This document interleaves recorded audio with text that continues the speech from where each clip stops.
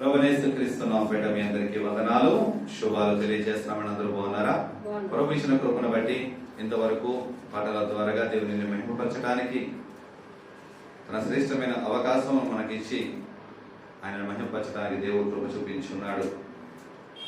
అయితే ఆయన ఇచ్చిన కృపను బట్టి కొద్ది సమయమును ఆయన ఆత్మీయ ఆహారం భుజించే వరకు మనం కేటాయిద్దాం. శ్రేష్టమైనటువంటి వాక్య భాగంలోనికి వెళదాం. హెబ్రీ పత్రిక 4వ అధ్యాయము 1వ వచనాన్ని చదువుకుందాం. హెబ్రీ పత్రిక 4వ అధ్యాయము 1వ వచనాన్ని చదువుకుందాం. ఆయన యొక్క విశ్రాంతిలో ప్రవేశించుదమను వాగ్దానము ఇంకా నిలిచి ఉండగా మీలో ఎవడైనను ఒకవేళ ఆ వాగ్దానము పొందకుండా తప్పిపోవునేమో అని భయము కలిగి ఉందమో. ప్రార్థన చేసుకుందాం. దేవాని స్తోత్రములు తండ్రి, పరిశుద్ధుడా మహోన్నతుడా, మీకే వందనాలు స్తోత్రములు తండ్రి. చదవబడిన లేఖన భాగములు పట్టుకు మీ పాదం ఎందుకు వచ్చి ఉన్నాము. కనికరించండి ప్రభు, కరుణించండి, సహాయం చేయండి. నీ ఆత్మ సహాయము కొరకు నీ పాదం ఎందుకు వచ్చినటువంటి నన్ను మమ్మల్ని మీరు జ్ఞాపకం చేసుకోమని అడుగుచున్నాము తండ్రి. పరిశుద్ధుడా మహోన్నతుడా, నిలబడి ఉన్నది నేనైనప్పటికైనా నిలబడి మాట్లాడేవాడు మీరై ఉన్నారు తండ్రి. ప్రభువా, మాట్లాడించిన మాటలు మనుషుల మాటలుగా కాక నీ ఆత్మశక్తి గల మాటలుగా మీరుండి మాట్లాడి నీ నామానికి మహిమ తెచ్చుకోమని పెట్టబడుతున్న ఆత్మీయ ఆహారం ఫలవంతంగా ప్రతి వారి జీవితంలో కార్యసిద్ధి కలగ చేయమని యేసుక్రీస్తు అడుగుచున్నాను మా ప్రియ పరలోకపు తండ్రి. ఆమేన్.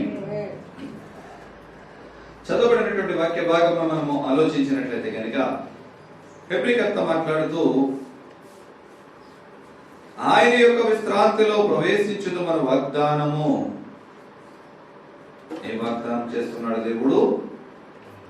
ఆయన యొక్క విశ్రాంతిలో ప్రవేశించుదమనేటువంటి వాగ్దానము ఇంకా నిలిచి ఉండగా, ఆ వాగ్దానం ఇంకా నిలిచి ఉండగానే మీలో ఎవడైనను ఒకవేళ ఆ వాగ్దానం పొందకుండా తప్పిపోవునేమో అని భయము కలిగి ఉందము. ఎవరికి వారిగా మనం ఆలోచించినట్లయితే కనుక వ్యక్తిగతముగా నాకు నేనుగా మీకు మీరుగా ఒకవేళ ఈ వాక్యాన్ని ఈ విధముగా మాట్లాడుకుంటే, అంటే దేవుడిచ్చిన విశ్రాంతిలో, అంటే దేవుడు చూపించినటువంటి విశ్రాంతిలో ప్రవేశించుదు మన వాగ్దానము ఇంకా నిలిచి ఉండగా, ఒకవేళ నేను ఎక్కడైనా ఒకవేళ ఆ వాగ్దానము పొందకుండా తప్పిపోవునేమోనని భయము కలిగి ఉన్నాను. ఎవరికి వారు ఏమనుకోవాలి? దేవుడిచ్చిన వాగ్దానం ఒకవేళ నెరవేర్పులో లేకుండా నేను ఎక్కడైనా తప్పిపోయి ఉన్నానేమో అని చెప్పి భయము కలిగి ఉన్నాను అని ఎవరికి వారిగా మనము ప్రశ్న వేసుకునే వారిగా ఉండాలి. ఎందుకంటే ప్రతి ఒక్క జీవితాన్ని బట్టి ప్రతి ఒక్క వ్యక్తికి కూడా దేవుడు ఒక వాగ్దానం ఇస్తూ ఉంటాడు. ఎవరి జీవితానికి అనుగుణముగా ఈ లోకములోనికి నిన్ను నన్ను పంపించినటువంటి దేవుడు ఏ ఒక్క వ్యక్తిని కూడా ఒట్టిగా విడిచిపెట్టాడండి. ప్రతి వ్యక్తిని బట్టి కూడా ఒక వాగ్దానముతో నీవు ఈ లోకములోకి నేను నిన్ను పంపిస్తున్నాను కనుక నీవు ఈ విధముగా వాడబడాలి. ఒకవేళ మనుషుల యొక్క అతి తెలివితేటలతో అవివేకముతో ఒకవేళ త్రోవ తప్పిపోవచ్చేమో, కానీ నువ్వు త్రోవ తప్పిపోవాలి, లేకపోతే ఈ లోకములకు వచ్చి నువ్వు ఉపయోగము లేని జీవితము నువ్వు జీవించాలి అని చెప్పి దేవుడు ఆలోచించేవాడు కాదు. ఇక్కడ హెబ్రీకర్త మాట్లాడుతూ ఆయన యొక్క విశ్రాంతిలో, ఎవరి యొక్క విశ్రాంతిలో అని మాట్లాడుచున్నాడు? దేవుని యొక్క విశ్రాంతిలో. అసలు విశ్రాంతి అన్నది ఎక్కడ వచ్చింది? దేని కొరకు మాట్లాడాడు? ఎందు నిమిషము ఈ హెబ్రీకర్త ఈ విశ్రాంతి అనేది దేవుడిచ్చిన వాగ్దానం అనే విశ్రాంతి గురించి ఎందుకు ప్రస్తావిస్తున్నాడు అన్నది మనము ఆలోచించినట్లయితే కనుక సృష్టి ప్రారంభంలోనే దేవుడు తన పనిని ముగించి విశ్రాంతి తీసుకున్నాడు. ఆదికాండము 2వ అధ్యాయము 2వ వచనాన్ని మనం ఒకసారి చదువుకున్నట్లయితే కనుక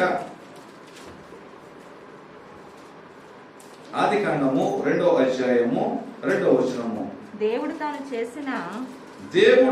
చేసిన తన పని 7వ దినములోగా సంపూర్తి చేసి తన పని అంతటిని 7వ దినములోగా సంపూర్తి చేసి తాను చేసిన తన పని అంతటి నుండి 7వ దినమున విశ్రమించెను. హల్లెలూయా. 7వ దినం ఆయన ఏం తీసుకున్నాడండి? విశ్రాంతి తీసుకున్నాడు. 6 దినములను కష్టించి పని చేశాడు. 6 దినములు చేసినటువంటి పని ఎవరి కొరకు చేశాడు? ఈ సృష్టి నిర్మాణము కొరకు చేశాడు. ఈ సృష్టిలో ఉన్నటువంటి సమస్త జనాంగము కొరకు చేశాడు. తాను నిర్మించినటువంటి పని అంతటిని కూడా బాగుగా ఉన్నదని చూశాడు. ఏ లోపము ఎక్కడా లేదని గుర్తించాడు. గుర్తించినటువంటి తన పనిని బట్టి ఆయన ఏం తీసుకున్నాడు? విశ్రాంతి తీసుకున్నాడు. ఎందుకంటే నేను దేవుణ్ణి కదా, ఎందుకు విశ్రాంతి తీసుకోవాలని చెప్పి ఆయన 7వ దినము కూడా పని చేయలేదండి. ఆ 7వ దినమున ఎందుకు విశ్రాంతి తీసుకున్నాడంటే నీకు నాకు ఒక మాదిరిగాని కనపరచడానికి. సృష్టి ప్రారంభంలో ఇచ్చినటువంటి విశ్రాంతి అంటే సృష్టిలో దేవుడు విశ్రాంతి కలగజేస్తున్నాడు. సృష్టిలో విశ్రాంతి కలగజేశాడు అంటే ప్రతి మానవాళి జీవితంలో కూడా ఒక విశ్రాంతి అనేది ఒకటి ఉండాలి. దేవుడు వాగ్దానం ఇచ్చి ఉన్నాడు, నేను పొందుకున్నటువంటి విశ్రాంతిలో మీరు కూడా ఉండాలని ఆయన కోరుకుంటున్నాడు. ఓ నా సహోదరి, నా సహోదరుడా, నా ప్రియ బిడ్డ, నేను పొందుకున్నటువంటి విశ్రాంతి నీవు కూడా పొందుకోవాలి. నేను ఉన్న చోటలోనే నీవు కూడా నాతో ఉండాలి. నేను ఎక్కడైతే నా తండ్రి కుడి పార్శ్వంలో కూర్చొని నేను మీ కొరకు విజ్ఞాపన చేస్తున్నానో ఆ విజ్ఞాపనకు కారకులైనటువంటి మీరు నేనుండి చెంతలోకి మీరు కూడా రావాలి అని దేవుడు ప్రతి ఒక్క వ్యక్తిని బట్టి కూడా ఆకాంక్షిస్తూ ఉన్నాడు, ఆశ కలిగి ఉన్నాడు. ఆయన ఉద్దేశమును బయలుపరుస్తూ ఉన్నాడు. ఏ విధముగా అంటే వాగ్దానం రూపంలో బయలుపరుస్తూ ఉన్నాడు. ప్రతి వ్యక్తిని బట్టి కూడా ఏ వ్యక్తి కూడా తప్పిపోకూడదు. ఏ వ్యక్తి కూడా త్రోవ తప్పిపోకూడదు. ప్రతి ఒక్కరూ కూడా ఆయన మార్గంలో విశ్రాంతి మార్గము ఏదైతే ఉందో ఆ మార్గంలో నడిపించబడాలని దేవుడు ఉద్దేశించి ఉన్నాడు. కానీ ఆ విశ్రాంతిలో ఉండవలసినటువంటి ప్రజలు ఆ విశ్రాంతి పొందుకోగలిగే యోగ్యత కలిగి జీవించగలుగుతున్నారంటారా? విశ్రాంతి కొరకు ఎదురు చూసే భాగ్యమును ప్రజలు పొందుకుంటున్నారా? ఆలోచించగలగాలి. ఈనాడు సమాజంలో ఎక్కడ చూసినప్పటికైనా పౌలు గారు ఎందుకు బాధపడుతున్నాడు? విశ్వాసములో దేవుడు ఇచ్చినటువంటి వాగ్దానమైనటువంటి విశ్రాంతిలో నేను తప్పిపోతుందేమో అని భయము కలిగి ఉందము. క్రైస్తవ విశ్వాసి ఎప్పుడు కూడా దేవుని ఎడల భయము కలిగి జీవించాలి. తన విశ్వాసము ఎడల భయము కలిగి బ్రతుకుతూ ఉండాలి. అయ్యో, ఈ దినము ప్రారంభమైంది, ఈ దినములో ఎక్కడైనా నేను దేవునికి ఆయాసకరమైన పనులు నేను తప్పిపోతానేమో. ఈనాడన్నా ఆలోచించాము మనం? దినములు గడిచిపోతున్నాయి, వారాలు, నెలలు, సంవత్సరములు గడిచిపోతూ ఉన్నాయి. కానీ ఈనాడు కూడా మనము ఆలోచనలో పెట్టట్లేదండి. దేవునికి ఆయాసము కలిగించే పనులు చేయకుండానే మన జీవితాలు గడిచిపోతున్నాయా? ఆలోచించగలగాలి. ఈనాడు ఎవరికి వారిగా. అపోస్తలుడైన పౌలు గారు తను చేస్తున్నటువంటి వర్తమానం అంతటిలోనూ కూడా ఇంకా ఆయనలో భయము పీకుతూనే ఉన్నది. ఏమని అంటే గనక దేవుడు ఇచ్చేటువంటి విశ్రాంతిలో ప్రవేశించుటకు నేను యోగ్యతను కోల్పోతానేమో, నా విశ్వాసములో నేను త్రోవ తప్పిపోతానేమో, నా విశ్వాసములో నేను బలహీనమైపోతున్నానేమో, దేవునికి వ్యతిరేకమైన కార్యములను చేస్తున్నానేమో, దినదినము భయముతో బ్రతుకుతున్నానని మాట్లాడుచున్నాడు. ఏ భయము గురించి మాట్లాడుతున్నాడు? ఆత్మీయమైన భయం. ఆత్మీయతలో త్రోవ తప్పిపోతానేమో అనే భయముతో మాట్లాడుచున్నాడు. ఈనాడు ఎంతమందికి ఆ భయం ఉంది? మొదట ఉన్నటువంటి ప్రేమను కోల్పోతూ ఉంటాం, మొదట ఉన్నటువంటి విశ్వాసమును కోల్పోతాం, మొదట ఉన్నటువంటి ఆప్యాయతను కోల్పోతాం, మొదట ఉన్నటువంటి ఆదరణను కోల్పోతాం, మొదట ఉన్నటువంటి వాక్య ధ్యానమును కోల్పోతూ ఉంటాం, మొదట ఉన్నటువంటి ప్రార్థనా శక్తిని కోల్పోతూ ఉంటాం. అనేక మంది అంటూ ఉంటారు, నాకు ఆత్మవరాలు ఉన్నాయండి. ఇప్పుడు నేను మొదటగా ఆత్మవరము పొందుకున్నాను, పరిశుద్ధాత్మ శక్తి నాకు ఉందండి, కానీ ఇప్పుడు లేవండి. ఎందుకు లేవు? దేవుడు సాక్షి తీసుకుంటాడా? దేవుడు ఇచ్చి తీసుకునేవాడు కాదండి. మన అవివేకం వల్ల, మనలో ఉన్నటువంటి తప్పుడు పనుల వలన, దేవునికి ఆయాసకరమైన పనుల వలన మనమే చేయించుకుంటున్నాం, మనమే పోగొట్టుకుంటున్నాం. దేవుడు నిన్ను పోగొట్టుకోమని నీకు ఇవ్వలేదు. ఉన్న దానిని గట్టిగా పట్టుకోమని దేవుడు నీకు ఇచ్చాడు. నువ్వు పొందుకున్నది గట్టిగా పట్టుకోమని దేవుడు మాట్లాడుచున్నాడు. నువ్వు పొందుకున్నది ఏది కూడా విడిచిపెట్టొద్దని దేవుడు మాట్లాడుచున్నాడు. కానీ ఉన్న వాటిని అన్నింటినీ కూడా మనం ఏం చేస్తున్నాం? విడిచిపెట్టేసి వారిగా ఉంటున్నాం. ఈనాడు క్రైస్తవ సమాజము ఎక్కడ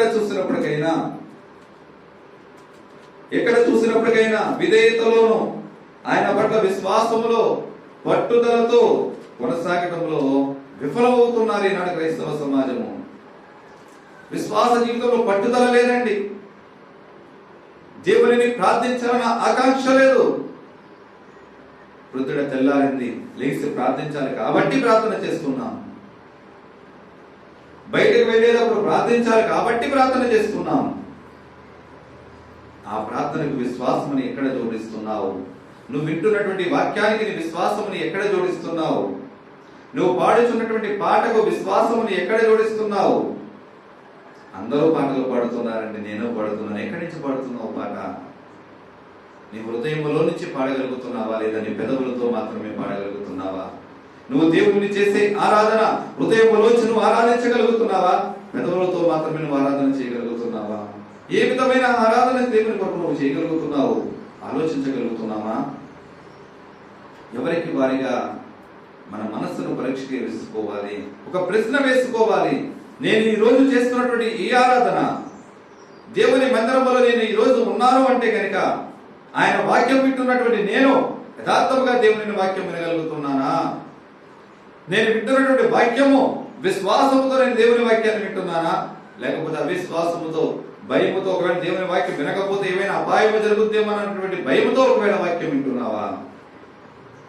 ఎవరికి వారిగా చెప్పుచున్న నేనే కావచ్చు, వినుచున్న మీరే కావచ్చు, ఎవరికి వారిగా మనము ప్రశ్న వేసుకోవాలండి. ఆయన సన్నిధానములో ఉన్నటువంటి నీవు నేను కూడా ఆయన సన్నిధానములో ఆయన పాదముల చెంత విజ్ఞాపన చేస్తున్నటువంటి ప్రతి ఒక్కరము కూడా ప్రశ్న వేసుకోవలసినటువంటి సమయము ఎంతైనా అవసరం ఉన్నది.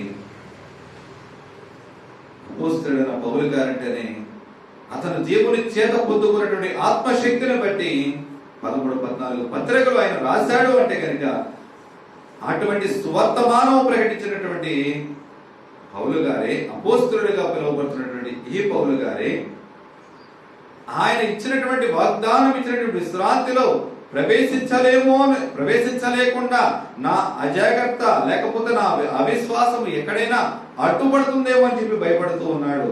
ఎంత భక్తుడండి! కొన్ని నెలలు, సంవత్సరములు ఇంటిని విడిచే సువార్త ప్రకటించడానికి వెళ్ళిపోయి ఉన్నాడు. కఠినాత్ముడిగా ఉన్నటువంటి రోజుల నుంచి దేవుని సేవకుడిగా మారాడు. లోకములో జరుగుతున్నటువంటి శ్రమలు, లోకములో జరుగుతున్నటువంటి బాధలు, వ్యాధులు సమస్తమును కూడా దేవుని కొరకు యోగ్యముగా ఎంచుకున్నాడు. అవన్నీ కూడా ఎన్నతగినవి కాదని ఎంచుకున్నాడు. దేవుని రాజ్యము కొరకు ఎదురు చూస్తూ గురు యొద్దకే పరుగున సేవా పరిచర్యలో పాల్పొందినటువంటి అపోస్తలుడైన పౌలు గారే ఈ విధముగా బాధపడుతూ ఉంటే, సామాన్యమైనటువంటి ఒక విశ్వాసిగా ఉన్నటువంటి నీవు నేను దేవుని పరిచర్య కొరకు వాడబడుతున్నాను అనుకుంటున్నటువంటి మనము దేవునితో ఎటువంటి సంబంధం కలిగి ఉన్నాము? దేవుని ఎడల, దేవుని వాక్యము పట్ల ఎటువంటి విధేయత కలిగి ఉన్నాం? దేవుడిచ్చేటువంటి వాగ్దానము ఆయన విశ్రాంతిలో ప్రవేశించడానికి ఎక్కడైనా మన అవిశ్వాసత అడ్డుపడుతుందేమో ఈనాడైనా ప్రశ్న వేసుకున్నామా? లేదండి, మేమంతా కూడా మేము పుట్టు క్రైస్తవులం అండి, మేము చాలా విశ్వాసులము అని అనొచ్చు. కానీ నీ విశ్వాసము నువ్వు ఎక్కడ కోల్పోతున్నావు? దేవునికి నీకు మధ్య ఉన్నటువంటి సంబంధము ఎక్కడ తెగిపోతుంది? ఒక్కసారి గుర్తించు. నీ నోటి మాట ద్వారా వచ్చే బూతి మాటల ద్వారాగానా, పోకిరి చేష్టల వలన, అవివేకమైనటువంటి పనుల వలన, కామ వ్యామోహ చూపుల వలన, లేకపోతే నీ దురద చెవుల వలన, ముసలమ్మ ముచ్చటల వలన దేవునికి విరోధమైన కార్యములను ఎక్కడ చేస్తున్నావో ఒకసారి నీ జీవితమును పరీక్షించి మార్చుకోకపోతే గనక ఆయన విశ్రాంతిలో ప్రవేశించడానికి ఇవి నీకు అడ్డుబండలుగా అడ్డుపడుతూ ఉంటాయి. ఏదో ఒకనాడు అందరము చనిపోవలసిన వారమే, ఒకరి ముందు ఒకరు వెనక అవుతాం. ఎవరమైనప్పటికైనా చనిపోవలసిన వారమే. కానీ చనిపోయిన తర్వాత అసలైన జీవితం ఉన్నది. ఆ అసలైన జీవితంలో ఆ విశ్రాంతి తీసుకోవాల్సినటువంటి సమయమును నీవు ఎక్కడ గడుపుతున్నావు? ఎక్కడ నీ స్థలాన్ని, నీ విశ్రాంతి ప్రదేశమును ఎక్కడ సిద్ధపరచుకున్నావు? నీ విశ్రాంతి కొరకు నువ్వు గృహమును ఎక్కడ సిద్ధపాటు చేసుకున్నావు? ప్రభువు మాట్లాడుచున్నాడు కదా, మీ కొరకు నేను స్థలము సిద్ధపరచడానికి వెళ్ళుచున్నాను అని మాట్లాడుచున్నాడు. అంటే ఆయన ఇంకా నీ కొరకు నా కొరకు స్థలమును సిద్ధపరుస్తూనే ఉన్నాడు. ఆయన రారాజుగా రాబోతూ నిన్ను నన్ను తీసుకు వెళతానంటున్నాడు. కానీ నీ విశ్రాంతి గృహం ఎక్కడ సిద్ధపరిచావు? దేవుని చెంత, దేవుని సన్నిధానములో, దేవుని రాజ్యమైనటువంటి పరలోక సమూహములో, దేవదూతల సమూహం మధ్యలో నీ విశ్రాంతి గృహమును సిద్ధపరచుకున్నావా? లేదంటే కనుక అపవాది సంబంధికులైనటువంటి మలమలమైనటువంటి అగ్నిగుండమైనటువంటి పాతాళ లోకములో నీ విశ్రాంతి నిలయమును సిద్ధపరచుకున్నావా? ఎక్కడ సిద్ధపరచుకున్నావో ఆలోచించున్నా ప్రియ సహోదరి సహోదరుడా. ఎందుకంటే మనుషులుగా ఒకరికొకరు నాకు చెప్పవలసిన అవసరం లేదు. ఎవరికి వారిగా నిన్ను నువ్వు పరీక్షించుకుంటూ, పరిశీలన చేసుకుంటూ, నా అంతిమ జీవితం అయిపోయిన తర్వాత, ఈ శేష జీవితం ఈ లోకములో నుంచి నేను ముగించిన తర్వాత నా గమ్యస్థానం ఎక్కడ ఉన్నది? నా విశ్రాంతి ప్రదేశం ఎక్కడ నిర్మించుకున్నాను? ప్రశ్న వేసుకుందాం. ఎవరికి వారు పరిశీలన చేసుకుందాం. ఆరాధన అయిపోయిన తర్వాత నువ్వు ఎక్కడికి వెళ్తావు అని అడిగితే ఎవరికి వారు ఏమంటారు? నా ఇంటికి నేను వెళతానండి. పక్కింటికి వెళ్తామని చెప్తారా? లేకపోతే నేను ఎక్కడి నుంచి వచ్చాను నాకు తెలియదండి, ఎక్కడికి పోతానో తెలియదని అంటారండి? అనరు. ఎందుకంటే ఈ లోకములో ఒక నివాస గృహం నువ్వు ఏర్పాటు చేసుకున్నావు. నువ్వు ఉండటానికి, నువ్వు తలరాజుకోవటానికి ఒక నివాస గృహమును నీవు ఏర్పాటు చేసుకున్నావు. ఈ లోకములో ఉన్నటువంటి ప్రతి ఒక్కరము కూడా నీవైనప్పటికైనా నేనైనప్పటికైనా ఈ లోకములోకి దేని కొరకు వచ్చామంటే ఒక యాత్రికులుగా మాత్రమే వచ్చి ఉన్నాం. కీర్తనాకారుడు మాట్లాడుతుంటాడు 15వ కీర్తనలో, యెహోవా నీ గుడారములో అతిథిగా ఉండదగిన వాడు ఎవడు? అవునండి, ఆయన గుడారములో అతిథిగా ఉండదగిన వాడు ఎవడు? నీవు నేను నిర్మించుకున్నటువంటి గృహములో ఎవరైనా బంధువుల సొమ్ముగా వచ్చిన వాళ్ళు 1 రోజు ఉంటారు, 2 రోజులు ఉంటారు, 10 రోజులు ఉంటారు. మరీ దగ్గర బంధువులు అయితే నెల రోజులు ఉండొచ్చు. కానీ బంధువు చూపుగా వచ్చిన వాడు మళ్ళీ బంధువు వెళ్ళిపోవలసిన వాడే. ఈ లోక యాత్రిగా వచ్చినటువంటి నీవు నేను ఈ లోకములో నుంచి మళ్ళీ ఈ లోకములోనే ఉంటామా? ఈ లోకము శాశ్వతమైనటువంటి జీవాన్ని ఇస్తుందా నీకు? ఈ లోకము శాశ్వతమైనటువంటి ఆనందాన్ని నీకు కలగజేస్తుందా? ఈ లోకము నీకు శాశ్వతమైన నిర్మాణయోగ్యమైన గృహమును, విశ్రాంతి ఇచ్చే గృహమును నీకు కలిగింపజేస్తుందా? ఆలోచించగలుగుతున్నామా? నీకు నాకు కూడా విశ్రాంతి ఇచ్చేటువంటి శాశ్వత గృహము ఏది అంటే కనుక మన పరదేశంలో దేవుడు నీ కొరకు నా కొరకు సిద్ధపరిచి ఉన్నాడు. కానీ ఈనాటి క్రైస్తవ సమాజముగా ఆ విశ్రాంతి గృహములు కోల్పోతున్నటువంటి అనేక మంది బిడ్డలు ఈ లోకంలో జీవిస్తూ ఉన్నారు. నేను క్రైస్తవురాలని చెప్పుకుంటున్నాను. కానీ విశ్రాంతి గృహంలోకి వచ్చేటప్పటికి దేవుడు నీకు ఇచ్చిన వాగ్దానం అనేటువంటి విశ్రాంతి గృహంలోకి చేర్చబడడానికి నువ్వు ఎక్కడ ఉన్నావు? రక్షింపబడినంత మాత్రమున నువ్వు విశ్రాంతి గృహంలోకి చేర్చబడతావన్న గ్యారంటీ లేదండి.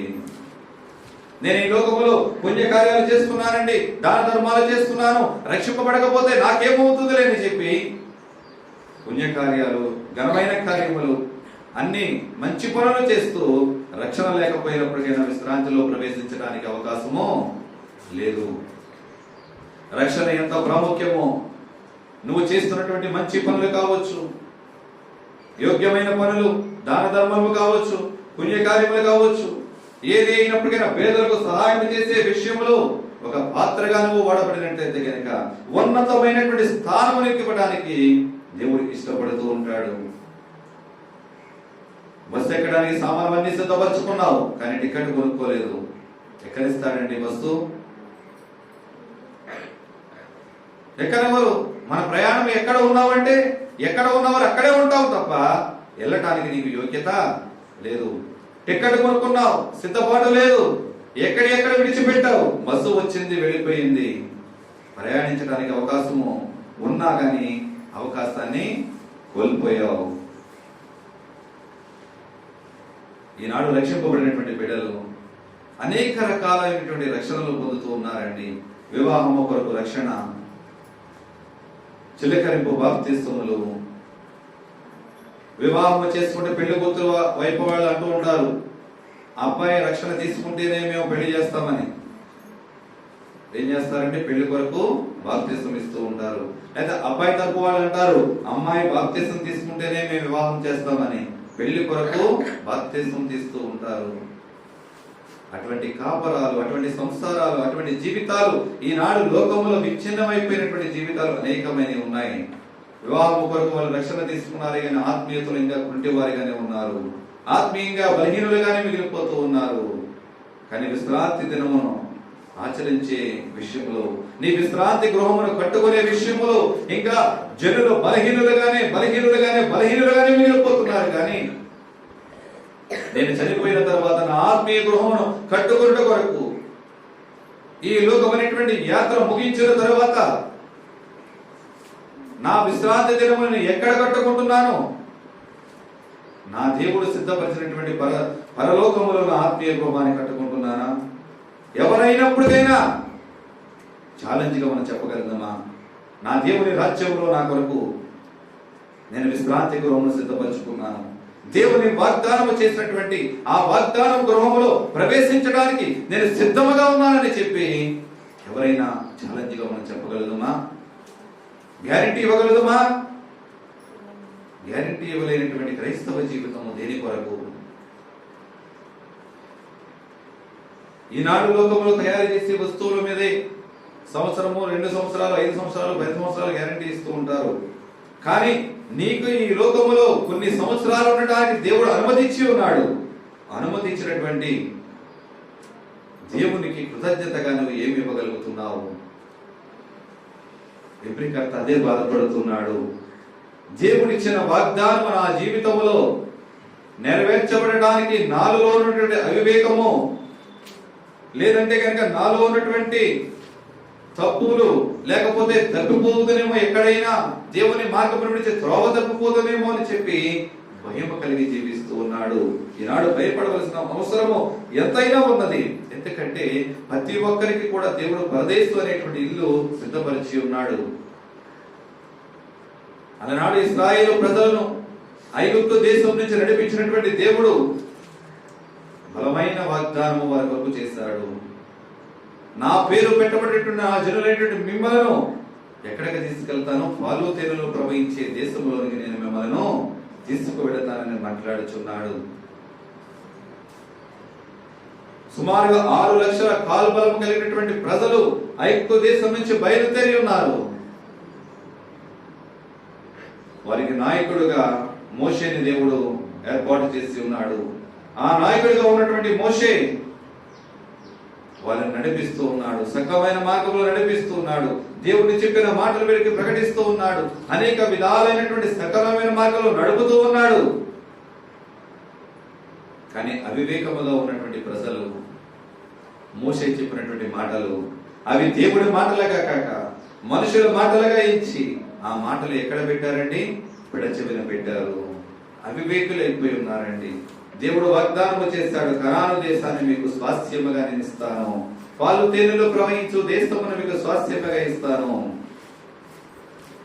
ఇక్కడ ఉదహరింపబడినటువంటి అపోస్తలుడైన పౌలు గారు ఉదహరింపబడినటువంటి కనాను దేశమును అక్కడ విశ్రాంతి దేశముగా, అంటే విశ్రాంతి గృహముగా ఇశ్రాయేలు ప్రజలకు దేవుడు వాగ్దానం చేసినటువంటి భూమి కనాను దేశము.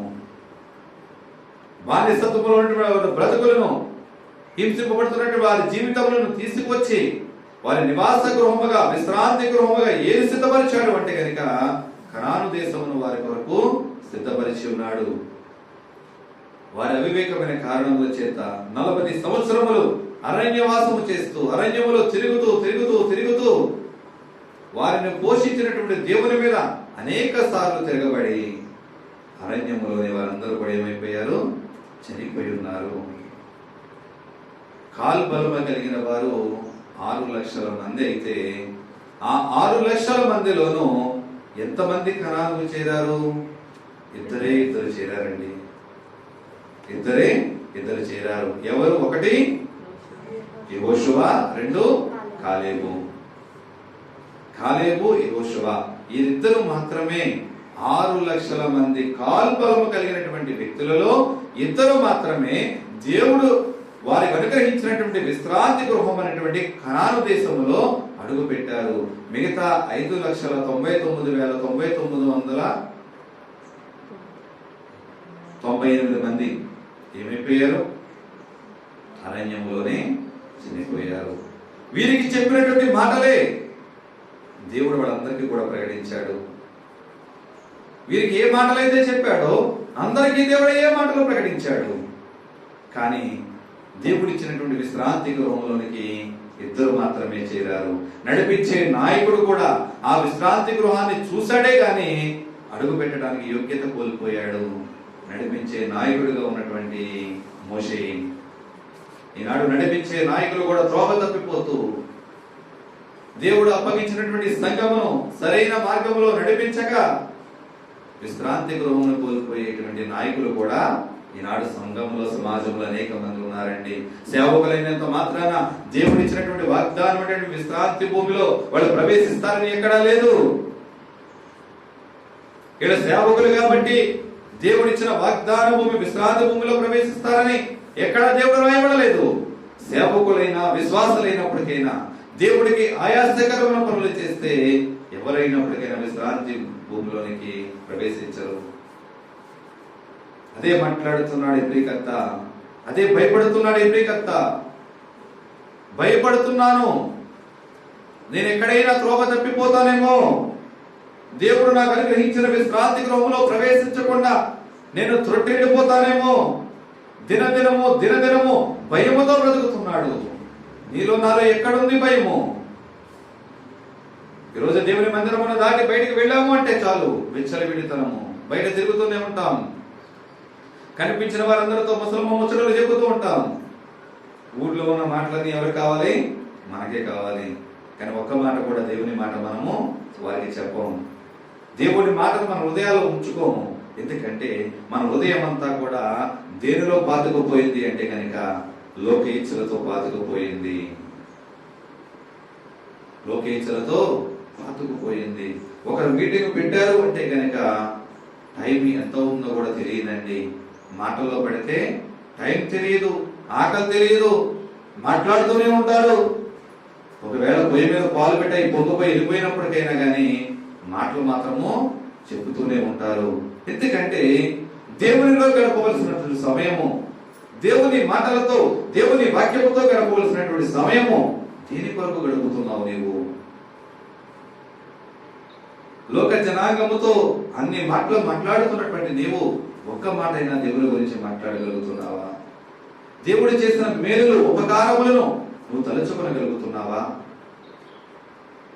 ఎక్కడ నీ విశ్రాంతి గృహమును సిద్ధపరచుకుంటావు నీవు? దేవుని మాటలు చెప్పడానికి సిగ్గుపడుతున్నటువంటి నీవు ఎక్కడ విశ్రాంతి గృహాన్ని సిద్ధపరచుకున్నావు? దేవుని నామమును ప్రకటించడానికి నీవు సిగ్గుపడితే నీకు విశ్రాంతి గృహం ఇవ్వడానికి దేవుడు సిగ్గుపడడా? ఆలోచించగలుగుతామండి. ఫిబ్రవరి పత్రిక 11వ అధ్యాయము 6వ వచనాన్ని 16వ వచనాన్ని చదువుకుందాం. ఫిబ్రవరి పత్రిక 11వ అధ్యాయము 16వ వచనాన్ని చదువుకుందాం. అయితే వారు మరి శ్రేష్టమైన దేశమును అనగా పరలోక సంబంధమైన దేశమును కోరుచున్నారు. అందుచేత తాను వారి దేవుడనని అనిపించుకొనుటకు దేవుడు వారిని గూర్చి సిగ్గుపడడు. ఏలయనగా ఆయన వారి కొరకు ఒక పట్టణము సిద్ధపరిచి ఉన్నాడు. హల్లెలూయా, హల్లెలూయా. వారు మరి శ్రేష్టమైనటువంటి పట్టణము కొరకు ఎదురు చూస్తున్నారు. ఎవరి గురించి ఇక్కడ రాస్తున్నాడు అంటే కనుక అబ్రహాము కుటుంబం గురించి రాస్తూ ఉన్నాడండి. నీ తండ్రి ఇంటి వారిని, నీ తండ్రిని విడిచిపెట్టి నేను చూపించే దేశములకు విడిచి రా అన్నట్టు అబ్రహాము మారు మాట చెప్పలేదు. చిత్తము ప్రభువా, అయ్యో నా తల్లిదండ్రులు విడిచేయగా ఎలాగా, లేకపోతే నా బంధుమిత్రాలని, నా గ్రామస్తులని, నా తోటి స్నేహితులను విడిచిపెట్టిపోతే నా పరిస్థితి ఏమిటి అని అబ్రహాము ఆలోచించలేదు. దేవుడు రమ్మన్నాడు, వెళ్ళిపోయాడంతే. ఎక్కడికి వెళ్ళినప్పటికైనా బాటసారిగా ఈ లోకములో అబ్రహాము దేవునికి స్నేహితుడిగా పిలువబడ్డాడు అంటే కనుక దేవునితో ఆయన చేసినటువంటి స్నేహము, దేవునితో ఆయన వేసినటువంటి అడుగులు, ఎక్కడికి వెళ్ళినప్పటికైనా బహు ఐశ్వర్యవంతుడిగా అనేక మంది అన్య జనుల మధ్యలో నువ్వు మా మధ్యలో మహారాజుగా ఉన్నావని పేరు ఉన్నప్పటికైనా కానీ ఎక్కడైనా స్థిర నివాసము మాత్రం ఈ లోకములో ఆయన సిద్ధపరచుకోలేదండి. అబ్రహాం ఈ లోకములో ఎక్కడ స్థిర నివాసం ఏర్పాటు చేసుకోలేదు. గుడారములు వేసుకుంటూ దేవుడు వెళ్ళమన్నటువంటి ప్రదేశములకు వెళుతూనే ఉన్నాడు. ఈ రోజు ఈ ప్రాంతం నుంచి వెళ్తున్నాడు, గుడారములు వేసుకుంటున్నాడు, అక్కడ కొన్ని దినముల నుండి అక్కడి నుంచి మళ్ళీ వెళ్ళమంటే మళ్ళీ ఎర్రకి వెళ్ళిపోతూ ఉన్నాడు.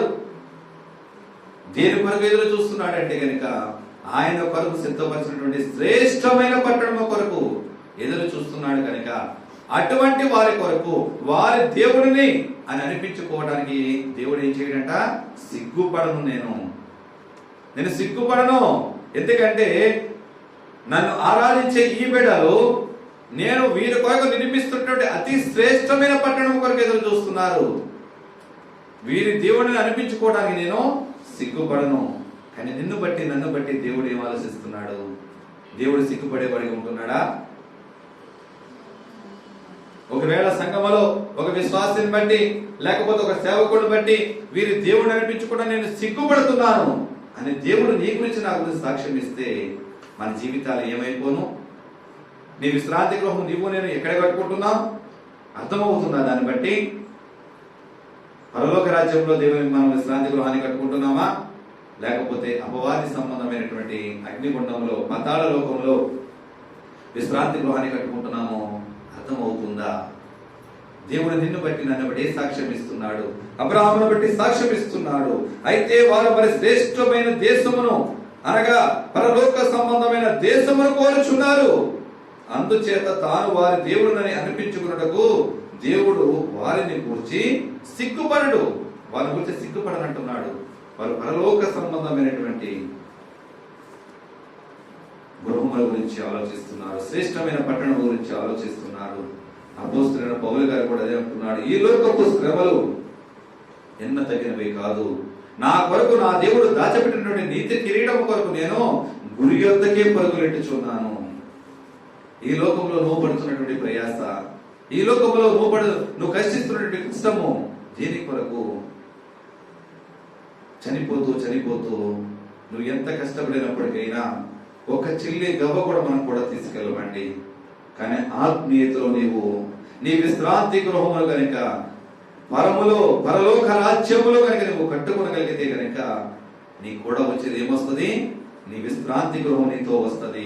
నీ సాక్ష్యము అన్య జనుల మధ్యలో ప్రకటింపబడుతున్నప్పుడు ప్రభావం వచ్చినట్టుగా అన్య జనులు సైతము నీ విశ్రాంతి గృహమును మాదిరికరముగా తీసుకుని దేవుని అంగీకరించడానికి ఒక మాదిరికరమైన సాక్ష్యము నీలో నుంచి బయలు వెళ్ళడానికి దేవుడు అవకాశం ఇస్తూ ఉంటాడు. నువ్వెంత ధనధాన్యంలో సంపాదించినప్పటికైనా, భోగభాగ్యంలో తొలదూకుతున్నప్పటికైనా, లోకమనే స్నేహితులతో ఎన్ని పనులు చేస్తున్నప్పటికైనా ఏది కూడా తీసుకువెళ్ళలేవు. నువ్వు నీకుతో దేవునికి సంబంధమును బట్టి అబ్రహామును బట్టి దేవుడు మరి శ్రేష్టమైనటువంటి పట్టణము కొరకు ఎదురు చూస్తున్నారని చెప్పి ఎటువంటి సాక్ష్యం ఇస్తున్నాడు.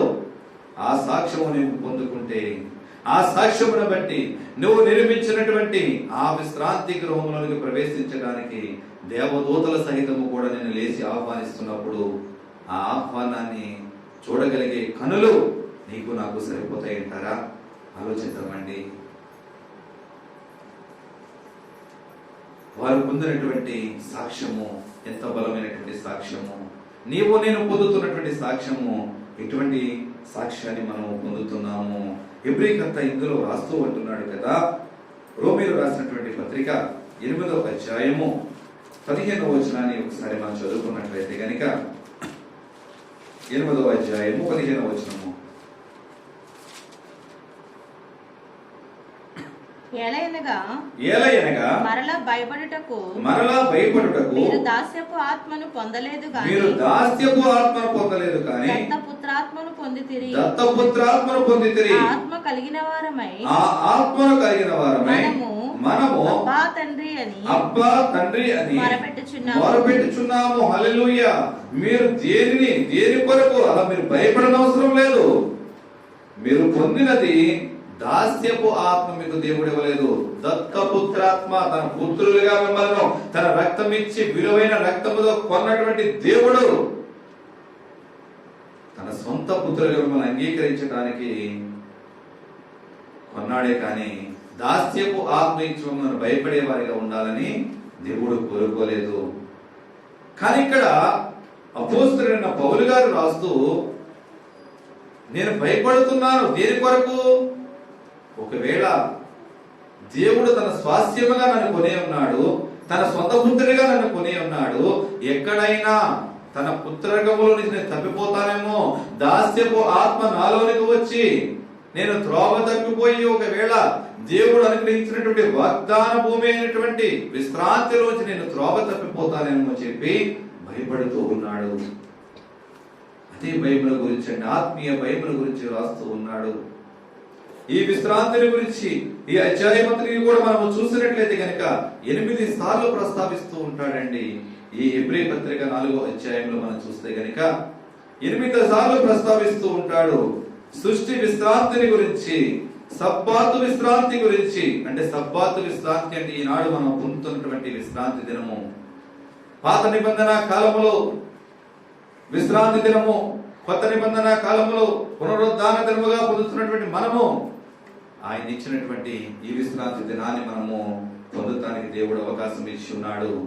ఇదే అధ్యాయంలో కనాను విశ్రాంతిని గురించి కూడా దేవుడు, అంటే ఇక్కడ అపోస్తలుడైన పౌలు గారు ఒక మాదిరికాన్ని తీసుకుని ఉన్నాడు. దేని కొరకంటే ఈ 3వ అధ్యాయానికి కొనసాగింపుగా ఈ 4వ అధ్యాయము ఆయన రాస్తూ, మీరు పొందుకున్నది గట్టిగా పట్టుకోనండి.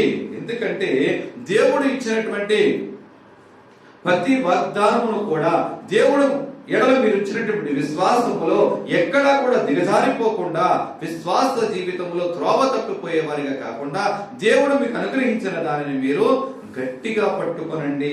ఎక్కడ త్రోవ తప్పిపోవద్దు. అవివేకమైన కార్యములను బట్టి ఇశ్రాయేలీయులు ఆనాడు అరణ్యములో కూలిపోయి ఉన్నారు, చనిపోయి ఉన్నారు. ఆయన విశ్వాసం అందింది, అయినప్పటికైనా చనిపోయి ఉన్నారు. మనం 2వ వచనం నుంచి కూడా మనం ఒకసారి చదువుకుంటే కనుక హెబ్రీ పత్రిక 4వ అధ్యాయం 2వ వచనం నుంచి చదువుకుంటే, వారికి ప్రకటింపబడినట్లు మనకును సువార్త ప్రకటింపబడెను, కానీ వారికి ప్రకటింపబడినట్లు మనకి కూడా సువార్త ప్రకటింపబడింది, కానీ వారు వినిన వారితో విశ్వాసము గలవారై కలిసి ఉండలేదు కనుక విన్న వాక్యము వారికి నిష్ప్రయోజనమాయను. హల్లెలూయా. ఏంటంటే వాళ్ళకి విన్న వాక్యము నిష్ప్రయోజనం అయిపోయింది. ఇల్లు కడుతూ ఉన్నాం, స్లాబ్ వరకు వచ్చింది, స్లాబ్ వేసాం, ఒక్కసారిగా స్లాబ్ పడిన వెంటనే ఒకసారి కూలిపోయింది. ఎవరికి ప్రయోజనం కట్టబడినటువంటి ఇల్లు? ఎవరికి ప్రయోజనం ఆ కట్టబడినటువంటి ఇల్లు? ఎవరు ఉండడానికి యోగ్యకరమైనది ఆ ఇల్లు? ఎవరికి ఉపయోగం లేదంటే ఆ ఇల్లు. ఎందుకంటే కట్టబడిన ఇల్లు ఒకసారి కూల్చబడిపోయింది. విన్న వాక్యం ఆనాడు వారికి చెప్పినట్టే ఈనాడు మనకు కూడా అదే వాక్యం ప్రకటింపబడుతుంది. కానీ విన్న వాక్యానికి వారు విశ్వాసమును జోడించలేకపోయి ఉన్నారు. విశ్వాసము గలవారిపై ఉండలేదు కనుకనే వారు విన్న వాక్యము వారికి నిష్ప్రయోజనం అయిపోయింది, ఉపయోగం లేనిదిగా అయిపోయింది. ఒక వ్యాధిగ్రస్తుడు ఎన్ని మందులు వేసుకున్నప్పటికైనా ఆ ఒంటికి పట్టవట్లేదు. తింటున్న ఆహారము మనిషికి జీర్ణం అవ్వట్లేదు, నిష్ప్రయోజనముగా వెళ్ళిపోతూ ఉంది. దేనికి ప్రయోజనం ఆ మనిషి జీవిస్తానికి గల కారణం? దేనికి ఉపయోగం ఆ మనిషి జీవిస్తూ? ఆత్మీయ జీవితంలో నీవు నేను కూడా అంతే. ఆత్మీయ జీవితంలో ఉపయోగం లేని మన జీవితములు దేనికి అంగీకారముగా ఉంటున్నాయి? ఎవరిని బలపరచడానికి, ఎవరిని మెప్పించడానికి లోకంలో మనం బ్రతకగలుగుతున్నాం? ఆలోచించగలగాలి. ఎన్ని దినములు, ఎన్ని సంవత్సరములు ఈ లోకంలో బ్రతికేమన్నది మనకి ముఖ్యము కాదండి. చనిపోయిన తర్వాత అసలైన జీవితము ప్రారంభమవుతుంది. ఆ జీవితంలో నీవు నేను ఎక్కడ ఉంటున్నాం? ఆ జీవితానికి విశ్రాంతి తీసుకున్నటువంటి స్థలమును ఎక్కడ నువ్వు సిద్ధపరచుకుంటున్నావు? ఆలోచిద్దామండి. 3వ వచనం కూడా చదువుదాం. కాగా జగత్పునాది వేయబడినప్పుడే ఆయన కార్యములన్నీ సంపూర్తి అయి ఉన్నను. ఈ విశ్రాంతిని గూర్చి ఈ విశ్రాంతిని గూర్చి నేను కోపముతో ప్రమాణము చేసినట్లు నేను కోపముతో ప్రమాణము చేసినట్లు నా విశ్రాంతిలో ప్రవేశింపరు. వారు నా విశ్రాంతిలో ప్రవేశింపరు అని ఆయన చెప్పిన మాట అనుసరించి విశ్వాసులమైన మనము ఆ విశ్రాంతిలో ప్రవేశించుచున్నాము. ఆ విశ్రాంతిలో ప్రవేశించుచున్నాము. హల్లెలూయా. ఎందుకంటే దేవుడు మాట్లాడుచున్న వారిపై ఉన్నటువంటి కోపమును బట్టి వీరు నా మాట వినకుండా అవిధేయులుగా జీవించిన కారణము చేత వీరు నా విశ్రాంతిలో ప్రవేశింపరని చెప్పి కోపముతో మాట్లాడుచున్నాడు దేవుడు. కీర్తనకారుడు రాస్తూ ఉంటాడు 95వ కీర్తన 11వ చరణం మనం చదివినట్లయితే కనుక 95వ కీర్తన 11వ చరణం కావున నేను కోపించి మీరెన్నడును నా విశ్రాంతిలో ప్రవేశింపకూడదని ప్రమాణము చేసి తిని. అవునండి, ఎన్నడూ కూడా మీరు నా విశ్రాంతిలో ప్రవేశింపకూడదని ప్రమాణం చేసి ఉన్నాడు దేవుడు. నిన్ను బట్టి నన్ను బట్టి ఒకవేళ ప్రమాణం చేశాడా? ప్రమాణం చేస్తే మన జీవితాలు ఏమిటి? ప్రశ్నార్థముగా ఉన్నటువంటి మన బ్రతుకులు ఏమైపోతాయి? ఎక్కడికి వెళ్ళిపోతున్నాం? ఆలోచించగలుగుతున్నామా? ఇశ్రాయేలు జనాంగమును బట్టి ఎన్నడూ కూడా మీరు విశ్రాంతిలో ప్రవేశించరని చెప్పి కోపేత్రికముతో దేవుడు మాట్లాడుచున్నాడు. కానీ ఈనాటి విశ్వాసులుగా ఉన్నటువంటి కొత్త నిబంధన క్రైస్తవులుగా ఉన్నటువంటి నిన్ను నన్ను దేవుడు పిలుచుతున్నాడు. మత్తయి సువార్త 11వ అధ్యాయము 28వ వచనం ప్రకారముగా ప్రయాసపడి భారం మోచిన సమస్త జనులారా నా యొద్దకు రండి, నేను మీకు విశ్రాంతి కలగజేస్తానని దేవుడు మాట్లాడుచున్నాడు. ఎక్కడ నీ ప్రయాస? దేని కొరకు ప్రయాసపడుతున్నావు? దేని కొరకు దర్శిస్తున్నావు? ఈ లోకంలో దేని కొరకు నీ ప్రయాస ఆలోచించగలుగుతున్నావా? నీకు విశ్రాంతి కలగజేస్తానని చెప్పి దేవుడిచ్చిన వాగ్దానమును నీ జీవితంలో నెరవేర్పు పొందడానికి ఆ విశ్రాంతి గృహమును నువ్వు ఎక్కడ నిర్మించుకుంటున్నావు? దేవుడు పిలుపునందుకుని దేవుని పాదముల చెంతకు వచ్చి పరలోక రాజ్యములో ఆయన ఇచ్చేటువంటి విశ్రాంతి స్థలములను విశ్రాంతి గృహమును సిద్ధపరచుకుంటున్నావా? ఒకవేళ ఇశ్రాయేలు జనాంగము త్రోవ తప్పిపోయిన విధముగా అవివేకమైన జీవితములో దేవునికి వ్యతిరేకమైన కార్యములు చేస్తూ అపవాది బంధకములలో విశ్రాంతిని గృహాన్ని నిర్మించుకుంటున్నావా? ఆలోచించగలుగుదామండి. ఆయన విశ్రాంతిలో ఉన్నటువంటి నీవు నేను ఎక్కడ జీవిస్తున్నాం?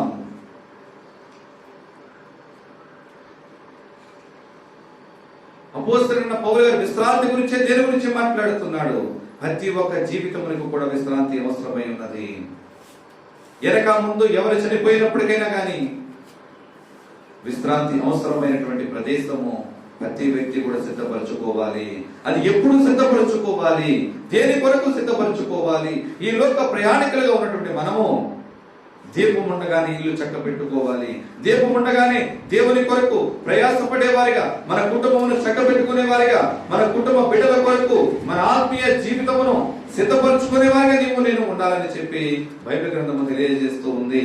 ఆత్మీయ జీవితాన్ని ఏ విధంగా కట్టుకుంటున్నావు? ఆత్మీయ జీవితమును ఎక్కడ కట్టుకుంటున్నావు? అదే అపోస్తలుడైన పౌలు గారు దినదినము భయపడుతున్నాడు. ఎక్కడ తప్పిపోవుదనా అని భయపడుతున్నాడు. సామెతల గ్రంథము 1వ అధ్యాయము 7వ వచనాన్ని మనం చూసినట్లయితే కనుక సామెతల గ్రంథము 1వ అధ్యాయం 7వ వచనము, యెహోవా యందు భయభక్తులు కలిగి ఉండుట తెలివికి మూలము, మూర్ఖులు జ్ఞానమును ఉపదేశమును తిరస్కరించుదురు. యెహోవా యందు భయభక్తులు కలిగి ఉండుట తెలివికి మూలము. ఎవరి యందు భయభక్తులు కలిగి ఉండాలి? యెహోవా యందు భయభక్తులు కలిగి ఉండాలి. మనుషులను ఆరాధించడము కాదండి, మనుషులపై ఆధారపడటము కాదు, రాజులపై ఆధారపడటము కాదు. మనుషులను ఆశ్రయించడం కంటే యెహోవాను ఆశ్రయించడం మేలని దేవుని వాక్యం సెలవిస్తుంది. యెహోవా యందు భయభక్తులు కలిగి ఎవరైతే జీవిస్తారో వారికి జ్ఞానమునకు మూలము. ఎప్పుడైతే నువ్వు దేవునికి భయపడుతూ ఉన్నావో నీకు జ్ఞానమును ఆనాడే ప్రారంభించబడుతూ ఉంటుంది. ఎప్పుడైతే మూర్ఖత్వము ఉండి దేవుని నామమును, దేవుని ఉపదేశమును నువ్వు తిరస్కరిస్తూ ఉన్నావో మూర్ఖపు లక్షణాలు, అవివేకమైన స్థితి నీలో ఉంటుందని చెప్పి ఇక్కడ భక్తుడు మాట్లాడుచు ఉన్నాడు. ఈనాడు క్రైస్తవులు అవిశ్వాసము ద్వారాగా ఆ విశ్రాంతిలోనికి పోగొట్టుకుంటున్నారు. ఈనాడు అవిశ్వాసము ఎక్కువైపోతున్న కారణము చేతనే ఏ వ్యక్తిలో చూసినా అవిశ్వాసి. అవునండి, భర్త మారితే భార్య మార్పు లేదు, భార్య మారితే భర్త మార్పు లేదు, భార్యాభర్తలు దేవుని మందిరంలో ఉంటే బిడ్డలు రాలేని స్థితి, బిడ్డలు దేవుని మందిరంలో ఉంటే భార్యాభర్తలు లేని స్థితి, కుటుంబంలో శాంతి లేక, సమాధానం లేక, అసమాధానంతో కొట్టుమిట్టలాడుతున్నటువంటి ప్రజలు, రక్షింపబడి త్రోవ తప్పిపోయినటువంటి జనులు, దేవుని యెడల భయభక్తులు కలిగి రక్షింపబడలేనటువంటి బిడ్డలు, ఈనాడు వారిలో ఉన్నటువంటి అవిశ్వాసమును బట్టి దేవుడిచ్చే విశ్రాంతి గృహం అనేటువంటి వాగ్దాన భూమిలోనికి చేర్చబడలేకుండా త్రోవ తప్పిపోతున్నారు. నా ప్రియ సంగముగా నీవు నేను ఏ విధముగా జీవించగలుగుతున్నాము? నీ నా స్థితులు ఈనాడు లోకములో ఏ విధముగా ఉన్నాయి? నీ నా స్థితులు ఈనాడు లోకములో ఎట్టి విధముగా మనం జీవించగలుగుతున్నాము? నీవు నేను దేవుని కొరకు ఎటువంటి యోగ్యమైన పాత్రగా జీవించగలుగుతున్నాము? దేవుని ఎడల పశ్చాత్తాప హృదయంతో మనం బ్రతకగలుగుతున్నామా? లేదంటే గనక దేవుని ఎడల ఏ విధముగా జీవిస్తున్నాము? ఈ లోకమునికి వచ్చినటువంటి నీవు నేను, ఈ లోకమే శాశ్వతమని, ఈ లోకములో ఉన్నంత కాలము ఒకవేళ ఇది పరదేశిగా మనం వచ్చామని గుర్తింపు లేకుండా ఈ లోకమే ఒకవేళ శాశ్వతమని అనుకుంటున్నామేమో. సృష్టి ప్రారంభించినది మొదలుకొని ఇంతవరకు కూడా అలా బ్రతికున్నది ఎవరు లేరండి. కోటాని కోట్లు వెనకేసుకున్నటువంటి వారి కూడా, చనిపోయిన వారి కూడా ఒక్క పైసా కూడా తీసుకు వెళ్ళలేదు. చనిపోతూ వారి బ్యాంక్ బ్యాలెన్స్ చూసుకుంటా అవకాశం లేదండి. వారి ఆస్తిపాస్తులు చూసుకుంటా అవకాశం లేదు. ఏది కూడా, ఏ ఆస్తి కూడా వారిని బ్రతికించలేదు.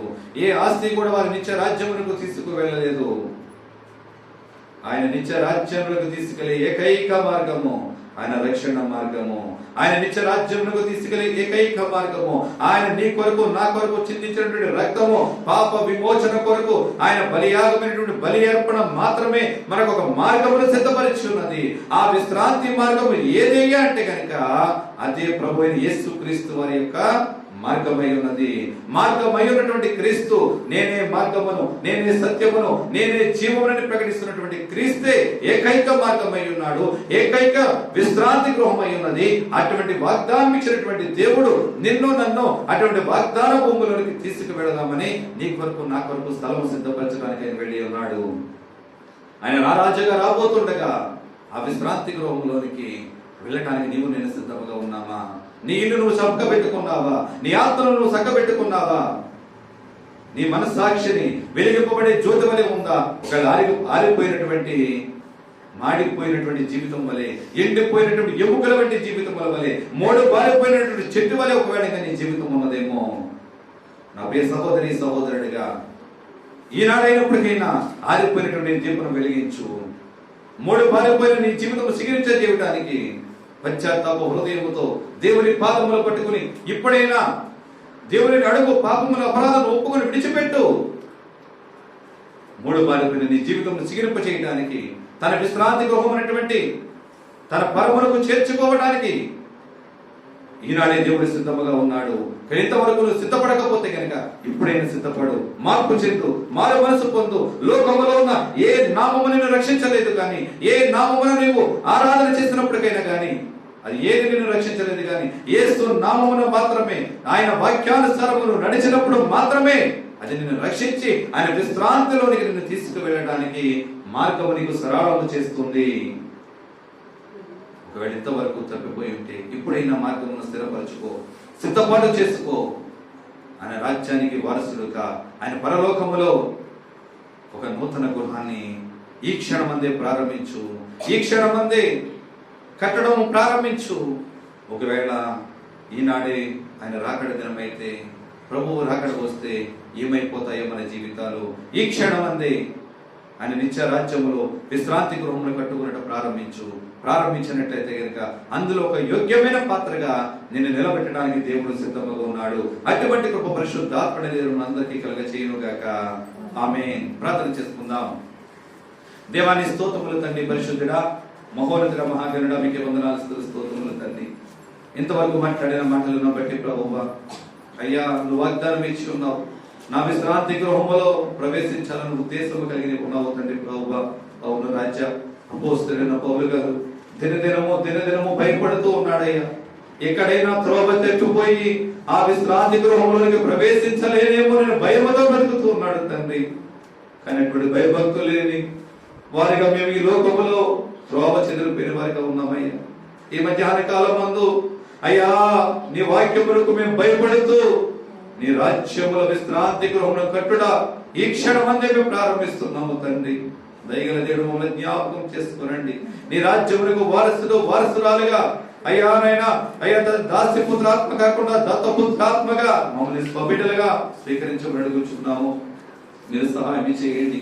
విత్తబడిన వాక్యం ఏది కూడా వ్యర్థముగా పోకుండా ప్రతి ఒక్క జీవితంలో ఫలభరితముగా ఫలించులాగా కృప చూపించమని, మా ప్రార్థనకు ప్రతిఫలము దయచేయమని యేసుక్రీస్తు అడుగుచున్నాను మా ప్రియపరలోకపు తండ్రి. ఆమేన్, ఆమేన్, ఆమేన్. వందనాలండి.